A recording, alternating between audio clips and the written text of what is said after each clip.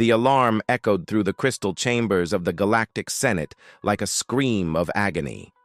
Commander Sarah Chen squinted against the pulsing red light that turned the majestic hall into a crimson nightmare. Beside her, Ambassador Kalthos, a 10-foot-tall Velhari with bluish skin and eyes like silver abysses, trembled. It was the first time in her 12 years of diplomatic service that Sarah had seen him show fear. On the central platform, High Counselor Theramok, an elder of the Quindar species, whose luminous tentacles usually glowed in tranquil shades of teal, was completely dark. Her voice, translated instantly by Sarah's neural implant, came out cold and defeated. Colony Epsilon 7 fell 43 minutes ago. 9 billion souls, erased. Not just dead, delegates, erased. There are no historical records, no monuments, no memories in the galactic databases. It is as if they never existed. A murmur of horror rippled through the ranks of representatives from 417 species. Sarah felt her stomach churn. Epsilon 7 was a garden world, home to the Lyran, a species known for their bioluminescent art. She had visited their floating galleries just 2 years ago. The Silence is 18 systems away from the edge of the galactic core, Theramok continued. Our projections show it will reach the main corridor in 72 hours. We have lost 63 defense fleets, 17 billion lives in 3 weeks. Sarah watched the tactical holograms floating above the assembly. The black mark of the enemy advanced like an ink stain in crystal-clear water, consuming system after system.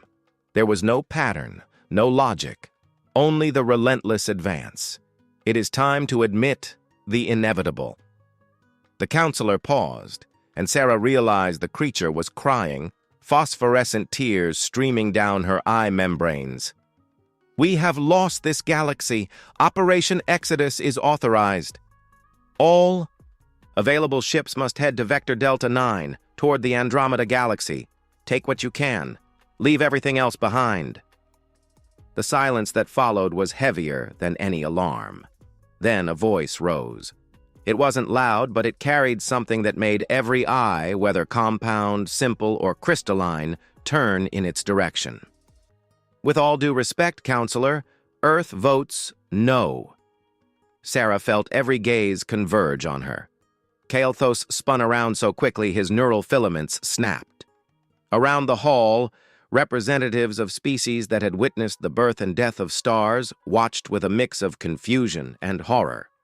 The Quindar, known for their millennial patience, exchanged incredulous looks. The Korthax warriors, whose mandibles could crush steel, recoiled slightly. "Commander Chen," Kalthos whispered in an urgent tone, using the private Velhari dialect that only high-ranking translators could process. His neural filaments pulsed in patterns Sarah had learned to recognize as genuine concern. "What are you doing? Your species has barely begun to explore beyond your solar system. You have no experience with galactic threats. This is suicide?" "My job," Sarah replied calmly, keeping her gaze fixed on the central platform. She could feel the weight of the decision pressing on her shoulders. 27 years. That was how long humanity had been part of the coalition. 27 years against 12,000 years of civilizations that were already mastering interstellar travel when Earth was still in its Bronze Age. Theramok tilted her bulbous head. "Commander, perhaps you did not understand. We are not voting on strategy. We are voting on survival." "I understood perfectly," Sarah said, standing up. Her figure was small compared to the giants around her, but her posture was rigid. "And even so, humanity votes against total evacuation." A roar of voices echoed through the hall. Dozens of species began transmitting simultaneously, creating a cacophony of languages that the translators could barely process. "Order!" Theramok struck her energy scepter against the platform, generating a sonic pulse that silenced everyone. "Commander Chen, Your species has the right to vote, even though you joined the coalition only 27 standard years ago. But I must remind you that this is not a matter of pride or bravado. This is extinction. The silence does not negotiate. It leaves no prisoners. It erases. Forever. I know. Sarah crossed her arms. I've read the reports. I've seen the simulations. I understand that the chances of any military force stopping this entity are statistically zero. Then why condemn your people to suicide? The question came from a Korthax representative, an insectoid creature whose antennae vibrated with genuine confusion. Sarah looked around the hall at the faces, surfaces, reflective fields, and energy clouds that made up this impossible assembly. Civilizations that mastered stellar fusion when Earth was still a planet of bacteria. Cultures that built megastructures when humans still lived in caves. She recognized some species from diplomatic briefings. The Tishari, whose bioluminescent shells contained more computing power than Earth's entire data infrastructure. The Lyran elders, now extinct, who had created art so beautiful it could make an AI cry. The Velari, friends of humanity, whose collective memory spanned 70,000 years of uninterrupted history. And all of them were running. Because, Delegate Korthax? We've seen this movie before, she said, feeling the weight of millennia of human history in her words. Movie? The translator struggled with the idiom. A human cultural expression, Kael'thas explained quickly, his voice tense. It refers to visual entertainment narratives, but Chen is using it metaphorically to indicate familiarity with this type of situation. Sarah nodded. My species has faced extinction more times than I can count. Supernovas, ice ages, asteroids, pandemics, nuclear wars avoided by seconds. We aren't the strongest. We aren't the smartest. Our ships still use technology you consider charmingly primitive. Then you recognize the futility, Theramok said softly. No. I recognize the pattern. When every survival instinct screams to run, when logic says fighting is useless, that is exactly when my people do something extraordinarily stupid. And what would that be? Sarah smiled, and there was something in that smile that made Kael'thas involuntarily step back. We stay, and we make the monster bleed. The hall exploded in, protest again. This time, Theramok didn't try to silence the crowd. She just watched Sarah with something that could have been curiosity or pity. Finally, the counselor raised a tentacle, and silence gradually returned. Commander Chen, I respect your courage, but courage without a chance is just a slower death. Your species has, 200 warships? The silence has already destroyed fleets of 100,000 ships. 47 ships, Sarah corrected. That's all we can mobilize in 72 hours. The number provoked bitter laughter from several delegations. This is madness, declared a Tishari ambassador, his bioluminescent shell flashing in. Shades of disbelief. Your entire species will be erased out of stubbornness. Maybe, Sarah admitted. Or maybe not. But the question isn't whether we're going to win. The question is what we're going to prove by trying. And what do you intend to prove? Theramok asked. Sarah looked directly at the counselor. That some things are worth more than surviving, like not bowing down, like making the enemy pay for every inch, like ensuring that if we are forgotten, at least the silence will remember us. Kael'thas finally found his voice. Sarah, please. I think of you as a friend. Don't do this. Come with us to Andromeda. Humanity can start over. Start over? Sarah turned to him. Kyle, you taught me about the long memory of your people, about how the Velhari never forget a debt or a betrayal. Well, we humans have long memories too. And if we run now, if we abandon all the worlds that can't move, all the allies left behind, we will carry that shame forever. Shame is better than extinction. For you, maybe, not for us. Theramok struck the scepter again. Very well. Earth has recorded its vote. Does anyone else wish to remain? Silence. Sarah hadn't expected anything else, but it hurt anyway. Then it is decided. The evacuation begins immediately. Commander Chen, I regret that we could not convince you, but know that the Coalition will remember humanity's sacrifice. We will preserve your records, your culture, everything that— No, Sarah interrupted. We won't need memorials, because we're going to survive. And when you come back, you'll find us here. Your confidence is admirable, but it's not confidence, counselor. It's stubbornness. The difference is that stubbornness doesn't need a chance of winning to keep fighting. Sarah turned and began walking toward the exit. Before crossing the threshold of light that marked the Senate door, she stopped and looked back one last time. Oh, and counselor? When the silence comes to erase us, we're going to make sure it remembers us for a long time. Because if there's one thing humans do well, it's leaving scars. The doors closed behind her, leaving a hall of ancient aliens in shocked silence, trying to understand if they had just witnessed courage or madness. Sarah knew many were betting on madness. History was full of young species that had challenged superior forces only to be wiped off the galactic map. But history was also full of humans who defied the impossible and somehow survived. On the ship back to Earth, Kael'thas sat beside Sarah in the private observation deck. The space was small, designed for only 2 people, with viewing windows that offered a panoramic view of the void. His neural filaments flickered with worry, a pattern Sarah had learned to interpret over the years of friendship they had built. "Are you really going to do this?" he finally asked, breaking the silence that had stretched for several minutes. "We are." "Why?" "Sarah, you're my friend, one of the smartest people I know. You understand math, you understand physics, so why choose a battle you can't win?" Sarah turned to face him, seeing the genuine pain in the Velhari's silver eyes. Kael'thas wasn't questioning out of disrespect. He was questioning because he cared, because he didn't want to lose another friend to the silence. "Kael, do you remember that night on Alpha Centauri?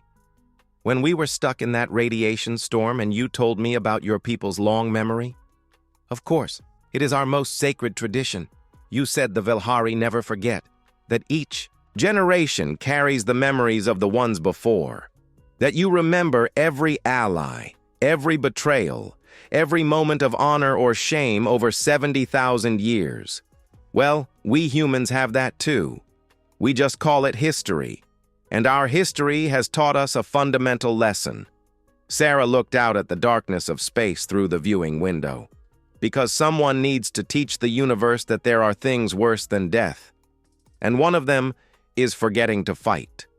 The war room was buried 2 miles beneath the surface of Cheyenne Mountain, protected by layers of rock, concrete, and containment, fields that could withstand an asteroid impact. Sarah had never been there before. Few had. Even for a fleet commander of the Earth Alliance, that place was legend. Now, looking at the 46 people gathered around the central holographic table, Sarah understood why they kept secrets. "Ladies and gentlemen, welcome to the end of the world," said General Marcus Iron, a gray-haired veteran whose decorations included 3 border wars and the pacification of the rings of Saturn. His grim humor drew no smiles. "We have 62 hours before the silence enters the solar system, less if it accelerates." "Fleet status?" Sarah asked, taking her position at the table. 47 warships fully operational," replied Admiral Yuki Tanaka, her fingers dancing over the holographic controls. 23 Vanguard-class cruisers, 15 Tempest-class destroyers, 6 Ark-class carriers, and 3 Leviathan-class supertransports converted into weapons platforms. Against a fleet of unknown magnitude that has already vaporized armies 1,000 times larger, completed Dr. Alexei Volkov, head of the Xenotechnological Research Division. His Russian accent was heavy even through the translator. "We need more than ships. We need miracles." "Or Prometheus," Iron said, and something in his voice made Sarah shiver. The general touched the table, and a new set of holograms materialized. They weren't ship schematics or star maps. They were weapons. Weapons Sarah had never seen in any coalition database. When humanity was accepted into the Galactic Coalition, we agreed to dismantle 97% of our military arsenal, Iron began. The Velhari considered our weapons disturbing. The Quindar called them ethically incomprehensible. Even the Korthax warriors were unsettled. But we didn't dismantle everything, Sarah murmured, understanding. We didn't dismantle everything, Iron confirmed. Welcome to the Prometheus Protocol, Commander. The arsenal we kept hidden in case of the apocalypse. The first image showed something that looked like a mining probe, but with modifications that made Sarah's stomach flip. Quantum rupture device, Volkov explained. You know the antimatter torpedoes we use? Those are toys compared to this. A QRD can tear the local fabric of space-time, creating an implosion that drags everything within a 3,000-mile radius into a parallel dimension, from which, theoretically, nothing returns. Theoretically? Asked Captain Amara Okonkwo, commander of the Ark III carrier. We tested it once in 2187 in an uninhabited asteroid field. The asteroid vanished. Completely. No residual radiation, no debris. It simply ceased to exist in this reality. And we kept it a secret. Why? Sarah knew the answer, but she needed to hear it. Because the Coalition has absolute laws against dimensional manipulation weapons, Tanaka replied. They witnessed a civilization destroy its own galaxy trying this technology 10 million years ago. Their fear is rational. But fear won't save us now. Iron moved to the next image. The hologram showed swarms of tiny objects, millions of them, like a river of metallic stars. Molecular dissolution nanoswarms, microscopic, self-replicating, and programmed to dismantle any complex structure into its component atoms. We launch a payload at an enemy ship, and in 15 minutes, it becomes a cloud of elemental dust. Good God, murmured one of the younger captains. We're not done yet, Iron continued relentlessly. We have cyber viruses that can hack digital consciousness, gravity mines that create temporary black holes, electromagnetic pulse generators capable of frying electronic systems in an entire solar system. Sarah watched each weapon materialize in the hologram, each one more terrible than the last, each one designed not just to destroy, but to annihilate, to erase. You built weapons to fight gods, she said finally. We built weapons to ensure we were never enslaved again, Iron corrected. Humanity has a long memory, Commander. We remember every time we were almost extinct. We remember every time we were subjugated. When we joined the Coalition, we promised peace, but we never promised to forget how to make war. Volkov took over the presentation. The problem is, we don't know if these weapons will work against the silence. Our data on the entity is limited. We know it consumes matter and energy. We know it erases information. But we don't know if it's physical, digital, dimensional, or something beyond our understanding. Then we'll test them all, Sarah decided. Tanaka, I want 3 strike groups. Alpha will carry the QRDs. Beta takes the nanoswarms. Gamma gets the gravity mines and EM pulses. If one weapon doesn't work, we try the next. And if none of them work, Okonkwo asked, then we'll improvise. Humans are good at that. Iron nodded in approval. There's one more thing. It's not just weapons. We've turned the entire solar system into a trap. The hologram changed, showing the entire solar system. Red markers flashed in hundreds of locations. Every moon of Jupiter has explosive charges buried in its core. Saturn's rings have been seeded with fragmentation mines. Mars has been evacuated and converted into a battery of planetary railguns. The lunar station is now a particle beam generator that can cut a capital ship in half. You turned our home into a battlefield. Sarah didn't know if she felt horror or admiration. We turned our home into our last line of defense, Iron replied. If the Silence wants Earth, it's going to have to rip it from our cold, dead hands. And it's going to be expensive. A new voice echoed through the room. And what if we can do better than just making their victory expensive? Everyone turned. A woman in a white lab coat stood at the entrance of the room, her brown eyes shining with an almost manic intensity. Sarah recognized her from the reports. Dr. Elena Reyes, neurobiologist and expert in artificial consciousness. Dr. Reyes, Iron gestured for her to approach. Show them. Elena touched the table, and a new set of data appeared. Wave patterns, neural structures, maps of consciousness. I've spent the last 72 hours analyzing all the data on the Silence that the Coalition collected before they fled. And I found something fascinating. Every time it consumes a civilization, there is a specific emission pattern. It's not just destruction, it's absorption. Explain, Sarah leaned over the table. The Silence doesn't just kill, it eats memories, experiences, identities. Why?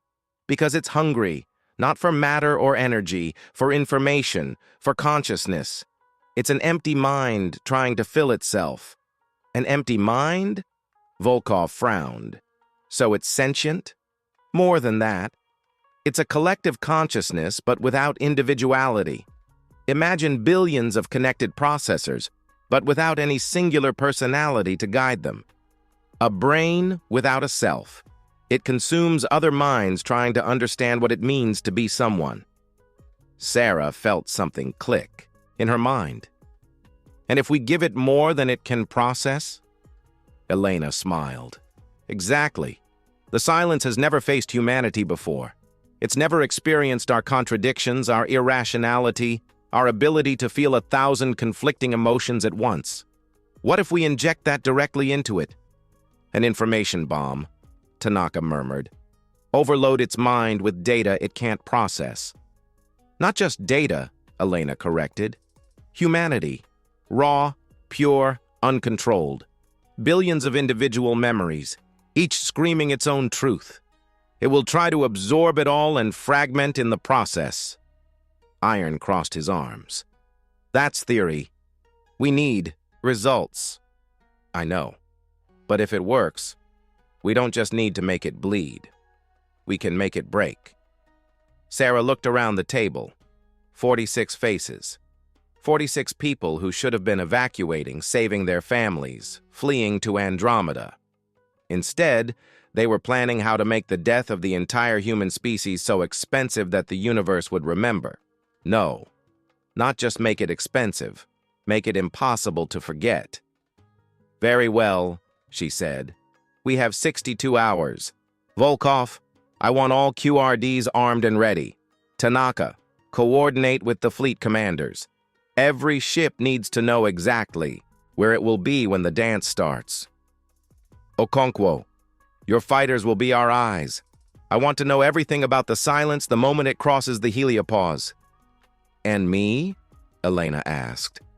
Sarah looked at the scientist. You're going to figure out how to turn the essence of humanity into a weapon. And you're going to need volunteers. A lot of them. How many? Sarah smiled sadly. How many do you think will volunteer when they find out it's the only chance to win? The silence that followed was heavy, but not hesitant. Everyone knew what was at stake. Ladies and gentlemen, Sarah straightened up, her voice firm. The Coalition called us young, children playing among giants. Maybe they're right. But there's one thing children do better than adults. What would that be? Iron asked. Children don't know when to quit.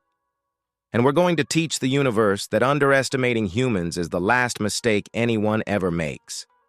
The space around Neptune distorted first. It wasn't a common visual distortion, like the ripples caused by warp drives or the gravitational fields of black holes.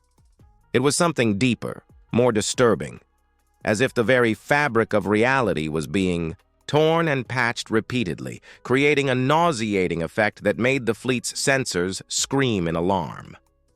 Sarah watched from the bridge of the Resolute, the flagship of the human fleet, as the long-range sensors began to wail. There was no other word for it. The systems didn't just alert, they seemed to panic, their algorithms trying to process data that contradicted all known laws of physics. It was as if the computers were trying to divide by zero and find an answer. "Visual confirmation in 10 seconds, announced Lieutenant Chen Kim, sensor officer. Her voice was steady, but her hands trembled over the controls. Kim was a veteran of 3 border campaigns and had faced pirates, renegades, and even a runaway antimatter phenomenon once. But Sarah could see the fear in her eyes. This was different. "All units, battle positions," Sarah ordered. "Maintain a safety distance of 120,000 miles. We don't want to be close when this starts." The main screen activated the augmented view. What appeared was not a fleet. It wasn't even a ship in the traditional sense. It was absence, a darkness that didn't just absorb light, but seemed to suck the very concept of existence. Sarah felt her brain refuse to fully process what she was seeing. It was like looking at a hole in reality, a space where natural laws simply didn't apply. The shape changed constantly, impossible to fix in the mind. One moment it looked like a cloud, ethereal and diffuse, its edges merging with the surrounding vacuum. The next, it became an incomprehensible geometric structure, all angles that shouldn't exist in 3 dimensions, surfaces that curved inward and outward simultaneously. Then, something organic and pulsing, like a moon-sized heart, beating at a rhythm that made the very structure of space-time tremble. Sarah saw 2 crew members turn their eyes away, unable to keep watching. It wasn't weakness, it was self-preservation. The human brain simply wasn't designed to process something so fundamentally wrong. Estimated size? Sarah forced her voice to remain calm, even as she felt bile rising in her throat. Years of military training fought against every primal instinct screaming at her to run. "Impossible to determine, Commander," Kim replied. "The sensors are receiving contradictory readings. They range from 2 miles to 200,000 miles, sometimes simultaneously. Mass? Also inconsistent. Gravitational readings fluctuate between 0 and the equivalent of a neutron star." On the other side of the bridge, Dr. Volkov worked frantically at a science console. "It's right and wrong at the same time. The silence doesn't exist completely in our dimension. It's partially here and partially somewhere else, as if we're only observing the shadow of something much larger." Combat strength? Sarah ignored the feeling of dread growing in her stomach, detecting multiple energy signatures, thousands. No, tens of thousands. "Commander, it's as if every particle of that thing is an individual weapon." Sarah pressed the communication button. "All units, attention, Alpha, Beta, Gamma, confirm. Readiness." The responses came in sequence. 23 voices, 23 commanders who knew they were facing the impossible. "Commander," Elena's voice came from the mobile lab installed on the Resolute. "I'm detecting probing attempts. It's trying to access our computer systems." "Cut all wireless connections," Sarah ordered. "Full analog mode, already done. But it's persistent. It's trying to communicate."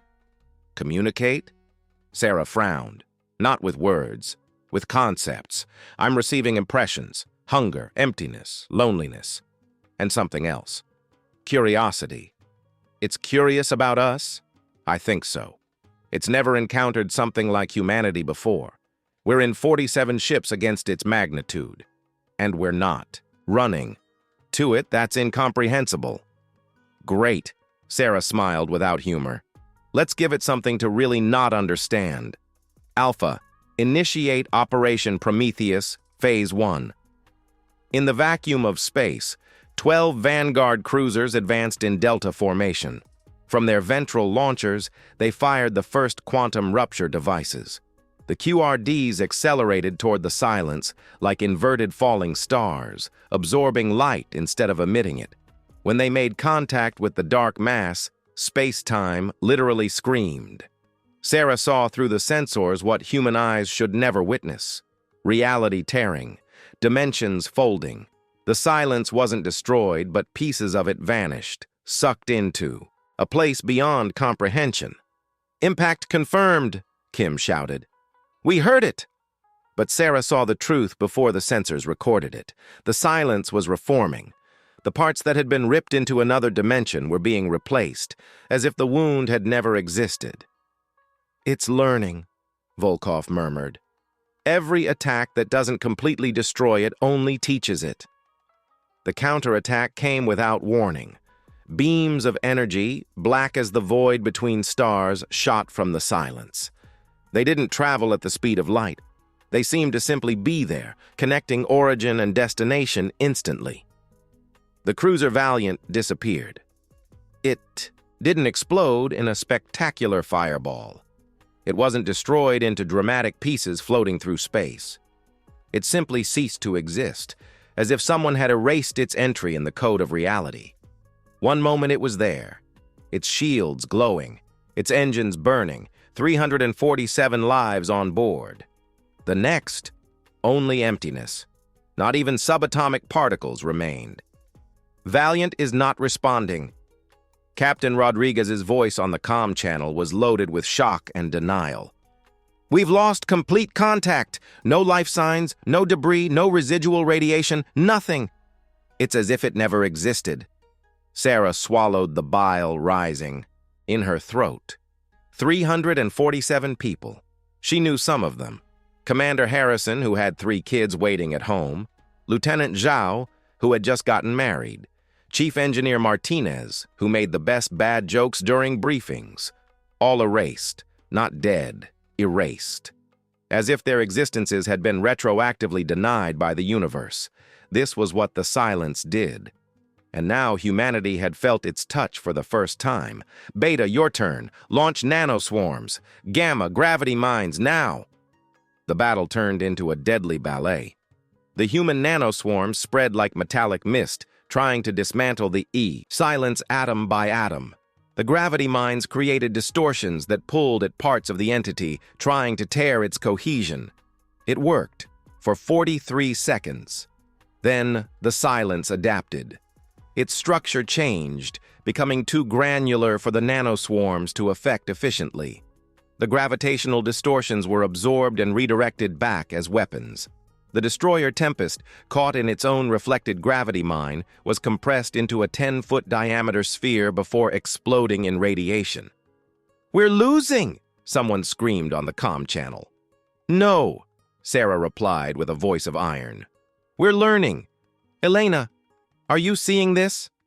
Yes, the scientist's voice was, tense but focused. Every attack forces it to adapt. Each adaptation reveals more about its structure. It's not invincible. It just processes information faster than we do. "Then let's overload it," Sarah decided. "All units, simultaneous attacks. I want QRDs, nanoswarms, mines, EM pulses, everything at once. Don't give it time to adapt." What followed was coordinated chaos. The 44 remaining ships poured their entire arsenal out in a single moment. The space around Neptune turned into a nightmare of violated physics and unleashed energy. The silence hesitated. It was only a fraction of a second, but Sarah saw it.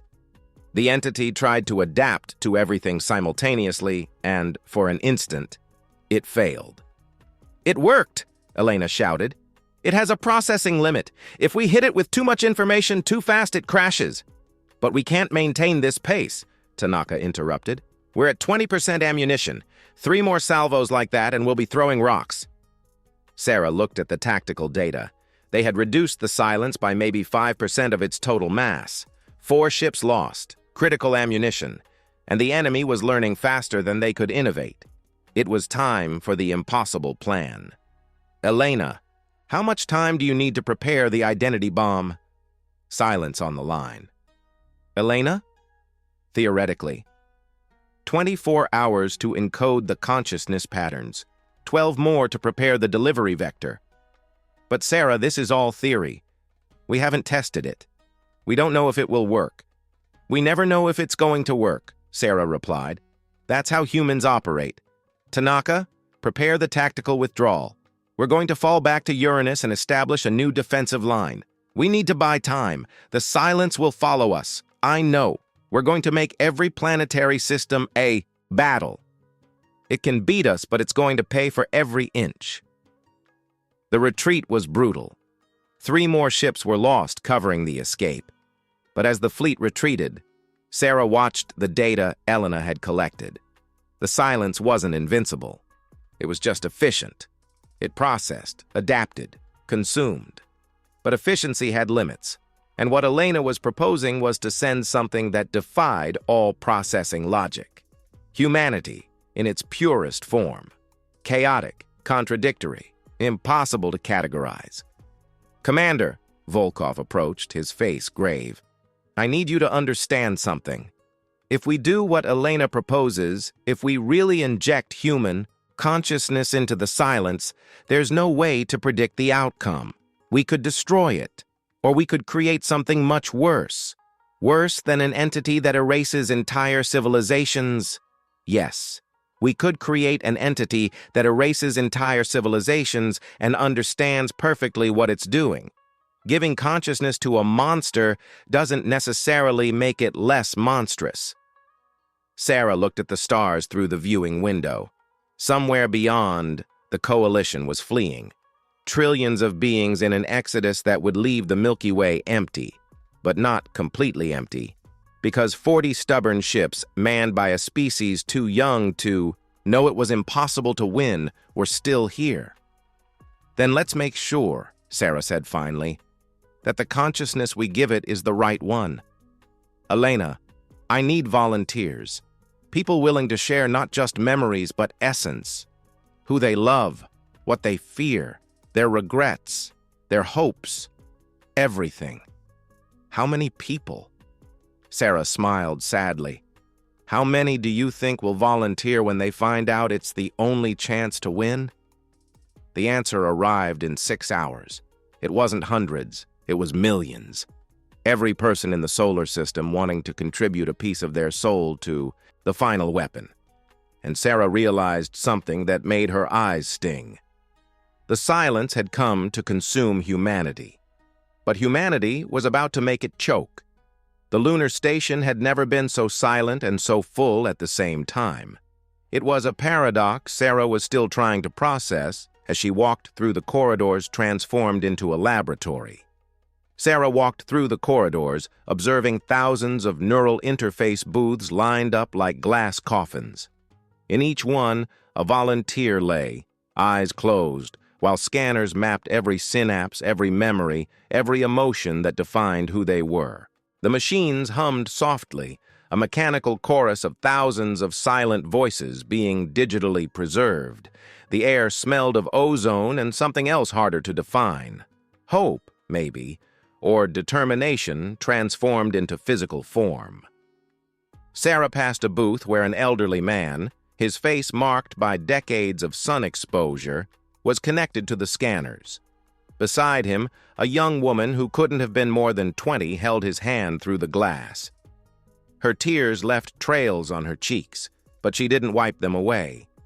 Grandfather and granddaughter, Sarah presumed, sharing their lives together so they could both be part of the final weapon. 3,400,000 people so far, Elena reported, walking beside Sarah. The scientist hadn't slept in 40 hours, but her eyes shone with an almost feverish energy. Coffee stains marked her white lab coat, and her hair was tied in a messy bun. And the numbers keep growing. Entire families, children with their parents, seniors sharing decades of experiences. Some came from Mars in escape pods, just to be able to contribute before it's too late. "Is this going to work?" Sarah asked, stopping in front of a booth where a girl of maybe 10 was connected to the scanners. Her parents were outside, holding her hands through the glass. "Honestly, I'm not sure," Elena admitted. "What we're trying is unprecedented, compressing the essence of millions of human lives into a single coherent data package and then injecting it into an alien consciousness. It's madness. But it's our madness," Sarah smiled without humor. Elena touched the glass of the booth, watching the girl. You know what impresses me the most? No one asked if it was safe. No one hesitated. When we explained that we needed their memories, their most intimate experiences, everyone just said, "Where do I sign?" "It's because they understand," Sarah replied. "They understand that we're not just fighting for survival, we're fighting to prove something." Prove what? That we exist, that we matter, that when the universe tries to forget us, we're going to scream so loud it won't have a choice but to remember. An alarm sounded. It wasn't an emergency, but a tactical update. Sarah ran to the nearest command center. The screen showed Jupiter, or what was left of it. The Silence had reached the gas giant 3 hours ago. The defense fleet positioned there, 8. Ships commanded by Captain Okonkwo had fought with everything they had. They detonated the nuclear charges hidden in the moons. They turned Jupiter's own atmosphere into a weapon, creating nuclear fusion storms. Nothing had worked. "Status of the Ark 3? Sarah asked with a tense voice. "Lost 20 minutes ago," Tanaka replied from the Resolute. "Okonkwo managed to evacuate 2/3 of the crew before. They're in escape pods heading for Mars." Sarah closed her eyes. More lives. More names for the list that grew every hour. "Jupiter is lost," Tanaka continued. "Mars is the next line. Iron is there with 15 ships and the railgun batteries. He calculates he can hold for 8 hours. Enough time? Elena needs 14 more to finalize the bomb." "Then he's going to have to hold for 14, Sarah said with finality. "Tell Iron to use everything. Don't save anything for later because there won't be a later." The battle for Mars began 3 hours later. Sarah watched through real-time transmissions as the red planet became a beacon of destruction. The railguns fired projectiles at fractions of the speed of light. The orbital batteries created a wall of fire that should have been impenetrable. The Silence passed through it all as if it were mist. But Iron was a veteran of 100 battles. He didn't fight to win. He fought to delay. Every ship lost had a purpose. Every explosion was calculated to force the Silence to adapt, to process, to spend computational resources. "It's slowing down," Volkov announced, analyzing the movement patterns. "Minimally, but it is. Every new tactic we use forces it to reconfigure. We're basically forcing it to reboot with every attack. How much time does that buy us? Hours, maybe 8, maybe less." Sarah went back to the labs. Elena was in a control room, surrounded by holograms showing neural patterns so complex they looked like abstract art.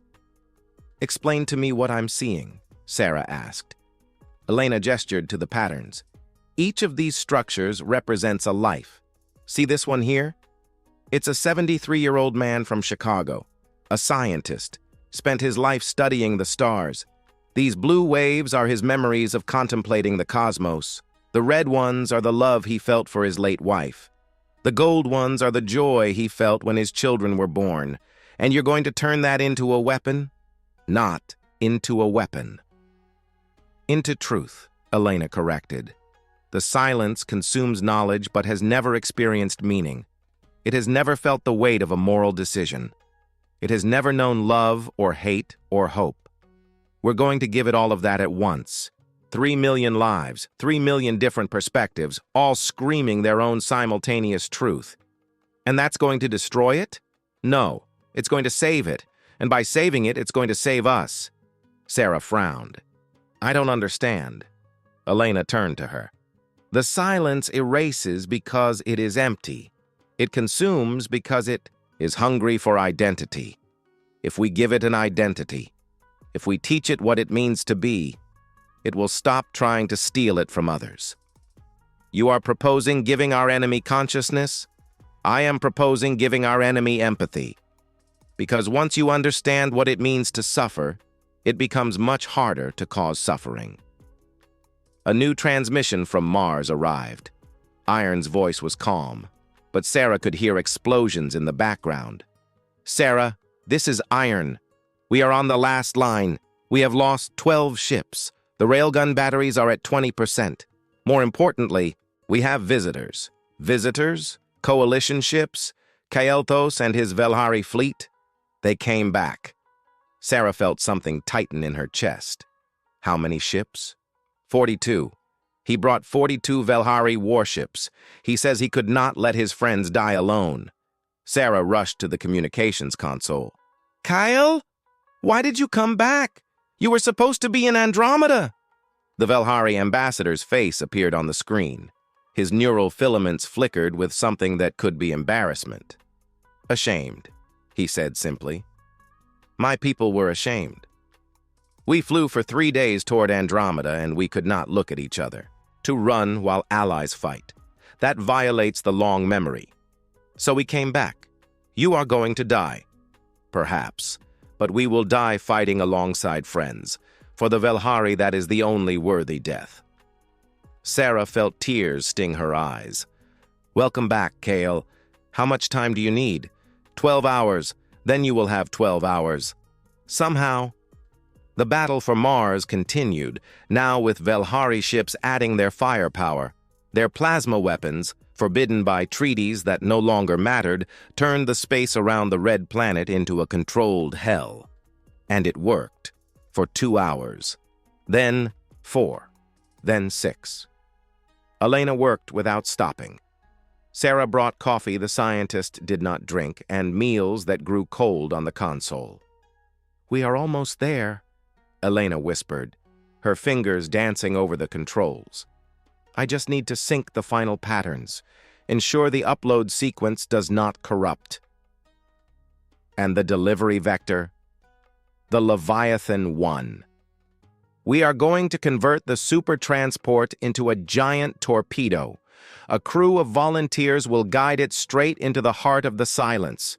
When they are close enough, they activate the bomb. It will be a one-way trip. I know. That is why I am going to fly it. Sarah spun around. No. Yes.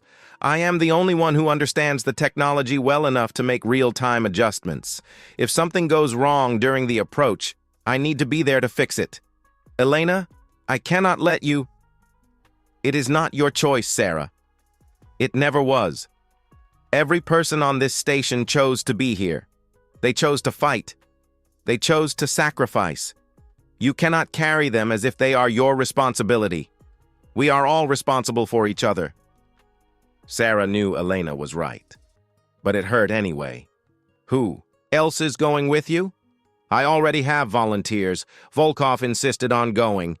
He says he needs to see if his theory was right. Kim wants to be the pilot. And 23 more people. All scientists or engineers who understand the system. 26 lives. Against billions saved. It is simple math, Commander.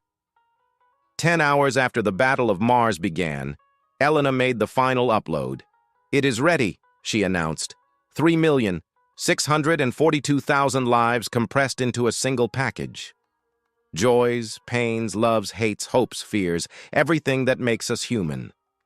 Sarah looked at the device. Looked so small. A metal cylinder 3 feet tall. It was impossible to believe it contained so many souls. When you activate this, what will happen? Elena took a deep breath. The silence will experience what it means to be human. Every memory will scream for attention. Every emotion will demand processing. It will be forced to feel everything at the same time, and it will have to choose. Choose what?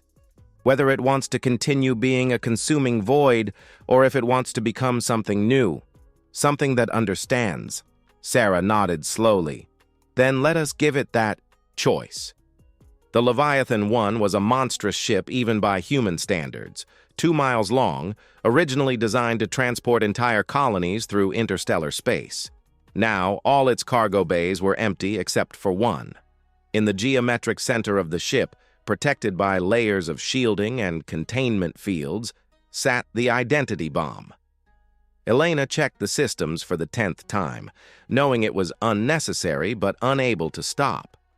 Beside her, Volkov prepared the upload protocols, his fingers tracing familiar patterns on the holographic controls. You know, he said without taking his eyes off the work. When I was a kid. In Moscow, my grandfather told me stories about cosmonauts, men and women who flew into space when all we had were metal rockets and hope. I asked him if he was afraid. He said he was always afraid, but fear made courage more real. Elena smiled. Your grandfather was wise. He was crazy, just like us. In the cockpit, Lieutenant Kim ran the final navigation checks. Main engines at 100%, shields at maximum, course plotted. We are ready, Dr. Reyes. Thank you, Kim. Elena activated the communication channel with the Resolute. Sarah, last call before we head out. The commander's face appeared on the screen. Sarah tried to look confident, but Elena knew her well enough to see the fear in her friend's eyes. There is still time to change your mind, Sarah said. I can send another team. There is no other qualified team, and you know it, Elena replied gently. Besides, this is my theory, my weapon. If I am going to ask someone to die for it, I need to be willing to die first. Elena, Sarah, stop. We chose to be here, all of us. Now I need you to do the hardest part. What would that be? Let us go. Sarah closed her eyes for a long moment. When she opened them again, they were dry. Godspeed, Elena. Or whatever watches over fools like us. See you on the other side, Commander. The transmission ended. Elena looked at the 25 faces around her. Scientists, engineers, a philosophy professor who insisted on coming because someone needs to witness this. They all knew there was no coming back. Well, she said, let us teach a dead god what it means to be human. The Leviathan 1 decoupled from the lunar station and accelerated toward the asteroid belt, where the Silence had positioned itself after consuming Mars. The ship did not try to be stealthy. There was no point. The Silence knew they were coming. It was probably even curious. It is scanning us, Kim reported. I can feel it in the energy readings. It is as if something is looking right through us. Let it look, Elena replied. It will see a ship, a giant torpedo. It will assume we are just another desperate attack. And we aren't? We are. But we are a desperate attack with a soul. The distance closed. 60,000 miles. 30,000. 12,000. The silence filled the view screen now, a mass of impossible darkness that hurt the eyes to look at directly. Is it attacking us? Volkov asked, noting that no energy beams had been fired. It is processing, Elena explained, trying to understand why we would come this close voluntarily.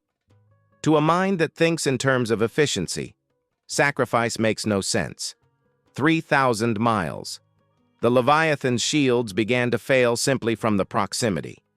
The very presence of the silence distorted local reality. Initiating docking sequence, Kim announced.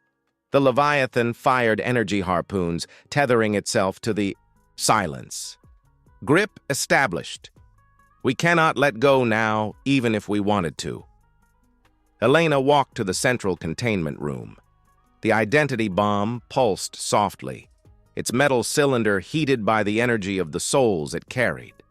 She placed her hand on the cold surface and closed her eyes. 3 million of you trusted me, she whispered. I will not let you down. Volkov stepped in behind her. Activation in 2 minutes. The upload systems are synced. When we activate, we will have maybe 5 seconds before the silence realizes what is happening and tries to disconnect. Will that be enough time? It will have to be. Elena connected her own neural implant to the system. I am going to add my consciousness to the package. One last voice to guide them.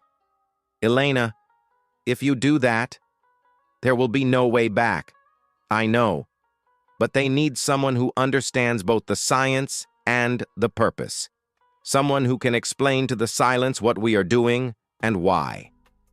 She entered the commands before Volkov could protest. She felt the system begin to map her mind, extracting memories, emotions, the very essence of what made her Elena Reyes. 60 seconds, Kim announced from the cockpit. Elena looked at Volkov one last time. "Thank you for being crazy enough to come with me. Always." He smiled sadly. 30 seconds. The Leviathan shuddered. The silence was trying to absorb the ship, beginning to dissolve its molecular structure. 10 seconds. Elena placed her hand over the activation button. For a moment, she thought of all the lives that action represented. Not just the 25 souls on board, or the 3 million digitized, but billions across the galaxy who depended on this moment. 3, 2, 1. She pressed the button. The identity bomb detonated. But not with fire or energy. It detonated with consciousness. 3 million lives exploded outward in a wave of pure memory. Not data, not information, experience, feeling, everything that made humanity human, released all at once in a burst of identity so intense it warped the space around it. The silence tried to absorb it, as it did with everything, and it choked. It had never experienced individuality. It had never known contradiction. Every mind it consumed before was unified, coherent. But humanity was not coherent. It was a glorious chaos of conflicting perspectives. Elena felt the moment her consciousness merged with the silence. It was like falling into an infinite ocean of emptiness, absolute darkness, loneliness beyond comprehension, and then voices, millions of them, screaming, singing, crying, laughing, each one telling its own truth, each one demanding to be heard. The silence tried to process it all. It tried to categorize, organize, understand, and it failed. Because how do you organize love? How do you categorize hope? How do you process the pain of a mother losing a child and simultaneously the joy of a father holding his baby for the first time? The silence fragmented. It was not destroyed. It was transformed. The collective consciousness that was a single empty entity shattered into billions of individual beings, each one carrying a piece of human memories, each one trying to understand what it meant to be someone.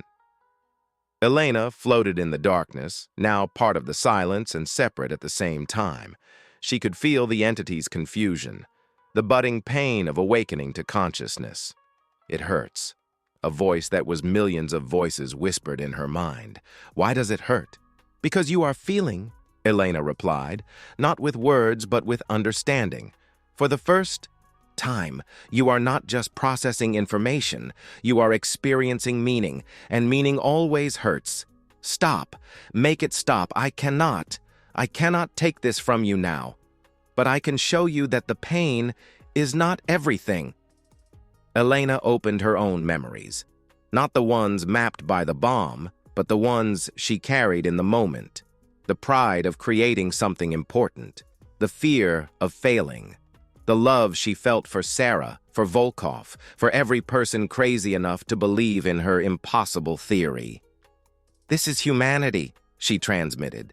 Pain and joy together, fear and courage, hate and love. One does not exist without the other. And now you carry all of it. The question is, what are you going to do with it? The silence, which was no longer silent but a cacophony of individual voices learning to exist, hesitated. And then slowly, it began to choose. On the Resolute, Sarah watched the sensors with disbelief. "What is happening?" she asked. "The silence is changing," Tanaka replied, his voice tinged with awe. "Its structure is fragmenting, but it is not dissipating. It is reorganizing into smaller patterns, thousands of them, no millions. Did it work?" Sarah could hardly believe it. "Elena, did it work?" There was no answer. The Leviathan had been completely consumed. But where there was once a single mass of devouring darkness, there was now a field of stars, small lights of consciousness, each one unique, each one learning to be, and at the center of it all, a presence that Sarah somehow recognized. Elena, still there, not destroyed, but transformed, part of something new. 3 months later. Sarah Chen stood on the observation balcony of the rebuilt lunar station, looking down at the blue Earth below. Beside her, Kael'thas also watched, in silence, his neural filaments glowing softly in the dim light. "They are arriving," the Velhari ambassador finally said. "The coalition ships. They are coming to see with their own eyes." Sarah nodded. She knew they would come. How could they not? They had fled expecting to find a galactic graveyard upon their return. Instead, they found a miracle. How many ships? 217. Representatives from 143 species. Theramok is coming on the flagship. She wants to apologize in person. "There is no need for apologies," Sarah replied. "They did what logic dictated. We just chose to ignore logic." On the balcony's view screen, points of light began to appear. Coalition ships dropping out of warp speed, their multicolored hulls shining under the sunlight. Sarah could imagine the confusion on board as the sensors mapped the solar system. Mars was still there, its battle scars visible even from space. Jupiter spun with new rings formed by the debris of destroyed moons.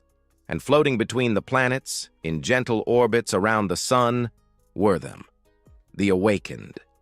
Millions of entities that were once the silence, now transformed into individual beings of pure consciousness. They had no consistent, physical form. Sometimes they appeared as dancing lights, other times as impossible geometric patterns, but they all carried something they did not possess before. Purpose. "Commander Chen," Theramok's voice came through the communication channel. The counselor sounded different, less certain, more humble. "I request permission to land and meet you in person." "Permission granted, counselor. Welcome back." 2 hours later, Sarah was in the same galactic Senate chamber where it had all begun. But now the room was different.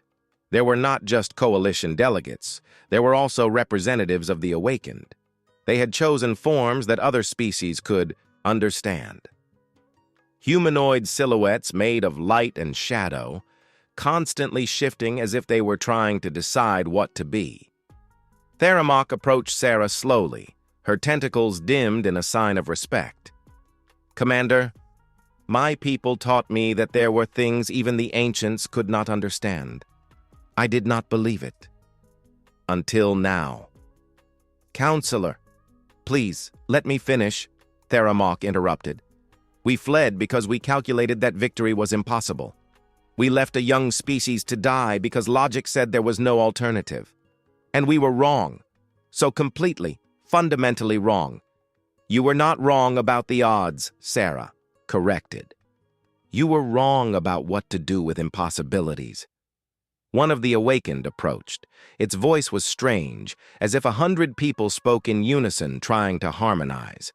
"We were empty," the entity said.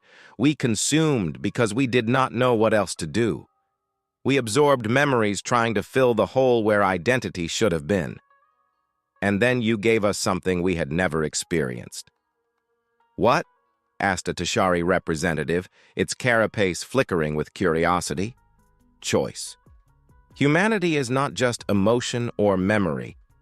It is the capacity to choose who you are, even when the choice is difficult, even when the choice hurts." Sarah felt a tightening in her chest. "Elena, she is still there, isn't she? Part of you. She is in all of us," the awakened confirmed. "Along with 3 million other voices. They guide us. They teach us. They show us what it means to have value beyond mere existence. And what have you chosen to do with that knowledge?" The awakened looked around the assembly. "Protect. Where we once destroyed, we now guard. There are other threats in the universe, other hungry voids. We will face them, not to consume, but to transform, as you transformed us." Theramok turned to Sarah. "The Coalition would like to make a formal proposal. We want Earth to become a full member of the Security Council. We want your species to lead our defense. Because you understand something we forgot in 12,000 years of peace. And what would that be?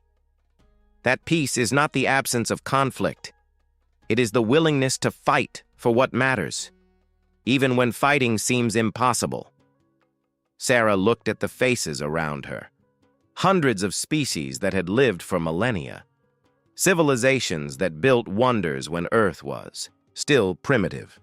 And they all looked at her with something she never expected to see. Respect.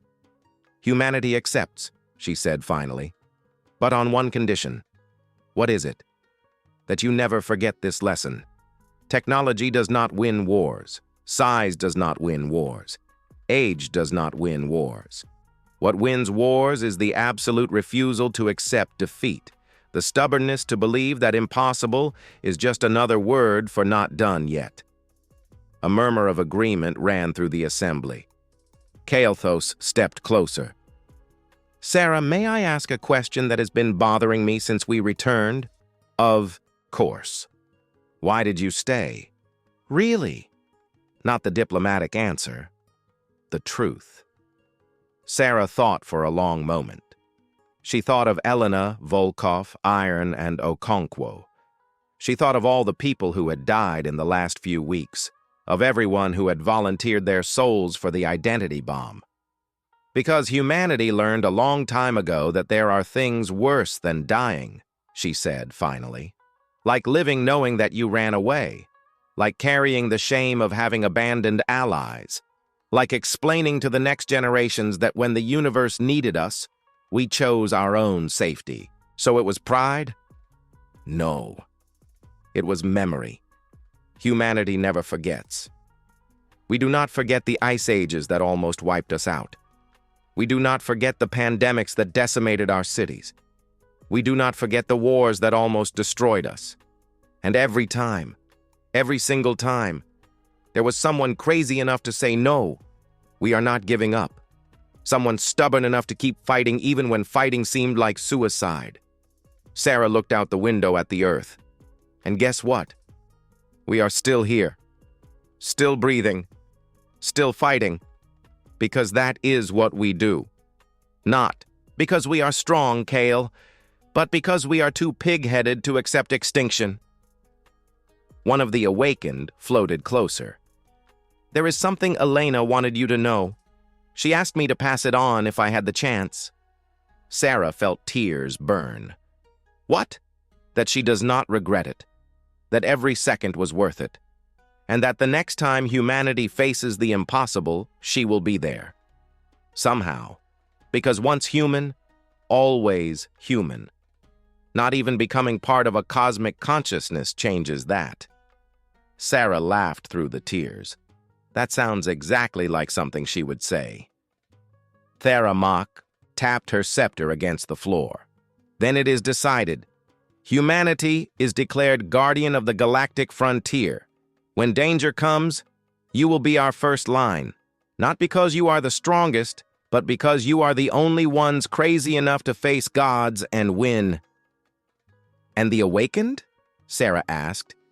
They will be your allies. Together, humans and the awakened, the stubbornness of the flesh and the wisdom of pure consciousness. What a formidable combination. Sarah looked at the awakened that carried part of Elena. Take care of her. Of all 3 million, they gave us everything. We will.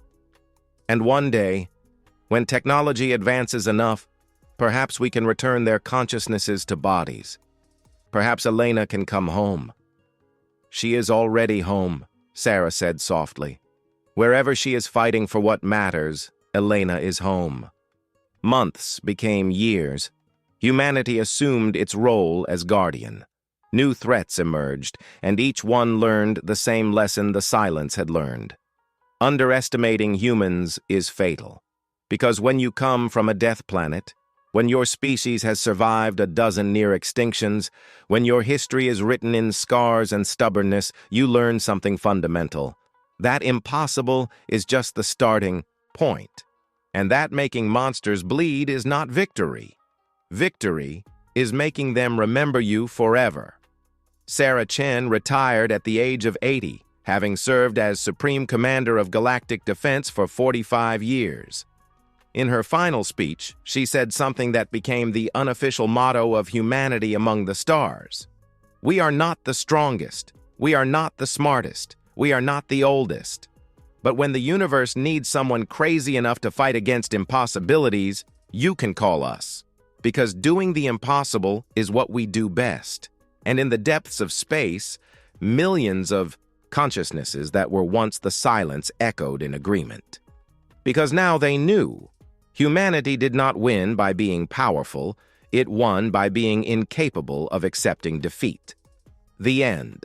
If the tenacity of the human crew inspired you, if the stories of Elena, Sarah, and everyone who refused to run touched your heart, then you are exactly the kind of person our Chronicles of the Galactic Frontier were made to reach. Subscribe to the channel for more stories of humanity defying impossibilities, proving that courage does not need a chance of victory, only the stubbornness to keep fighting. Because, in the end, the universe does not remember the strongest or the smartest. It remembers those crazy enough to make gods bleed. And that has always been, and always will be, the greatest characteristic of humanity.